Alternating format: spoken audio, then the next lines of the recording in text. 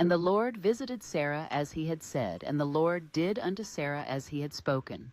For Sarah conceived and bare Abraham a son in his old age, at the set time of which God had spoken to him.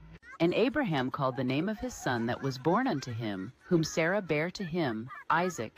And Abraham circumcised his son Isaac, being 8 days old, as God had commanded him.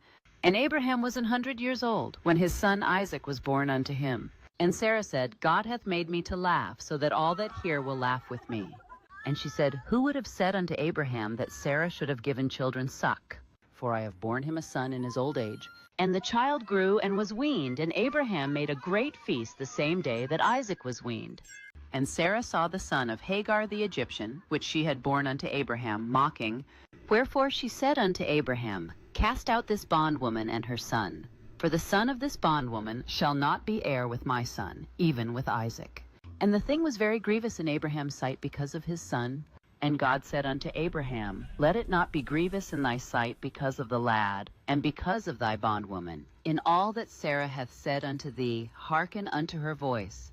For in Isaac shall thy seed be called, and also of the son of the bondwoman will I make a nation, because he is thy seed. And Abraham rose up early in the morning, and took bread and a bottle of water, and gave it unto Hagar, putting it on her shoulder and the child, and sent her away. And she departed, and wandered in the wilderness of Beersheba. And the water was spent in the bottle, and she cast the child under one of the shrubs. And she went, and sat her down over against him a good way off, as it were a bowshot.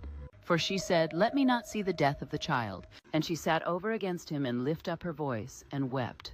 And God heard the voice of the lad, and the angel of God called to Hagar out of heaven, and said unto her, What aileth thee, Hagar? Fear not, for God hath heard the voice of the lad where he is. Arise, lift up the lad, and hold him in thine hand, for I will make him a great nation. And God opened her eyes, and she saw a well of water, and she went, and filled the bottle with water, and gave the lad drink. And God was with the lad, and he grew, and dwelt in the wilderness, and became an archer. And he dwelt in the wilderness of Paran, and his mother took him a wife out of the land of Egypt. And it came to pass at that time, that Abimelech and Phicol the chief captain of his host spake unto Abraham, saying, God is with thee in all that thou doest.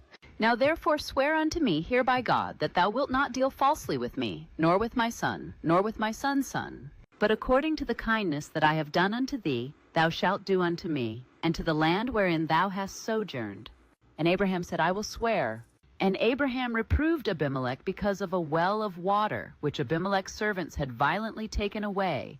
And Abimelech said, I wot not who hath done this thing, neither didst thou tell me, neither yet heard I of it, but today. And Abraham took sheep and oxen, and gave them unto Abimelech, and both of them made a covenant. And Abraham set 7 ewe lambs of the flock by themselves.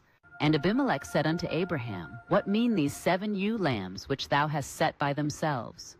And he said, For these 7 ewe lambs shalt thou take of my hand, that they may be a witness unto me, that I have digged this well. Wherefore he called that place Beersheba, because there they sware both of them. Thus they made a covenant at Beersheba. Then Abimelech rose up, and Phicol the chief captain of his host, and they returned into the land of the Philistines.